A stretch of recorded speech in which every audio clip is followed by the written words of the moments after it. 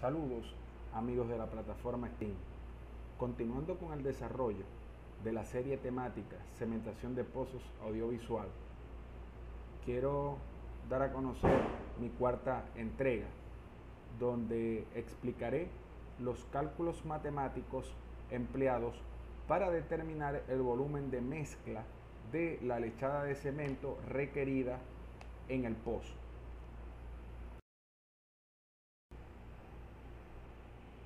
Para diseñar un programa de cementación se requiere del conocimiento del volumen de mezcla agua-cemento que se usará para realizar la cementación. Este volumen es está en función del diámetro del hoyo, del diámetro del revestidor y de la altura de la columna de cemento. Por consiguiente, el volumen de mezcla de la lechada de cemento será la siguiente. Como podemos apreciar en la lámina, el volumen de la mezcla, denotada como B sub M, será igual a 1.2 por el volumen del espacio anular más el volumen de la tubería. Ese numerito de 1.2 significa que cuando realizamos los cálculos de los volúmenes de mezcla, tanto en el espacio anular y en la tubería que queda llena de cemento, esto hará de que se incremente un 20%. Para completar entonces la falta de uniformidad en el hoyo, es necesario tener un excedente del 20%. Caso tal, por eso es que se multiplica por 1.2.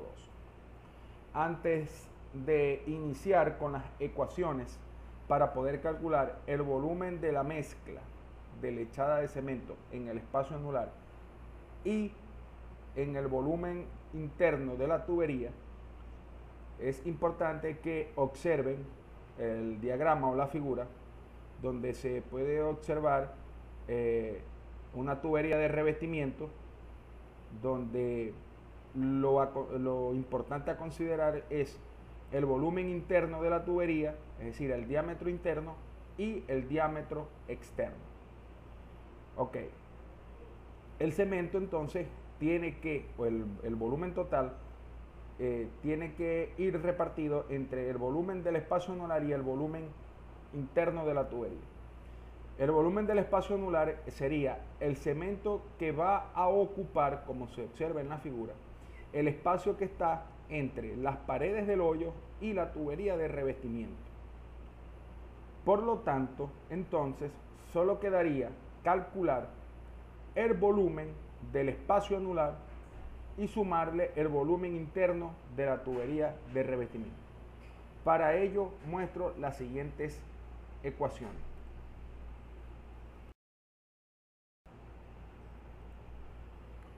El volumen de lechada de cemento en el espacio anular se puede calcular multiplicando el factor de conversión 0.000972 por la diferencia de los diámetros al cuadrado del hoyo y de la tubería de revestimiento, multiplicado por la profundidad del hoyo.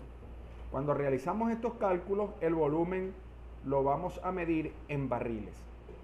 Para el cálculo del volumen de lechada de cemento en la tubería de revestimiento, debemos de multiplicar el mismo factor de conversión por el diámetro interno de la tubería de revestimiento al cuadrado por la longitud del tubo.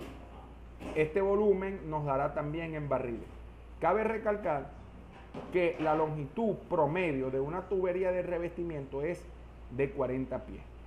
Razón por la cual cuando nos toque calcular el volumen de lechada en la tubería, donde dice longitud del tubo, vamos a sustituir 40 pies de longitud.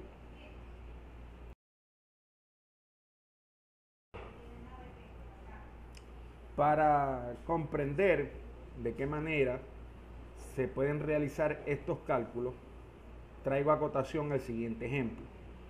Dice así: se requiere cementar un hoyo de 15,375 pulgadas de diámetro, con una tubería de revestimiento superficial de 10,75 pulgadas de diámetro externo, a una profundidad del pozo de 1080 pies.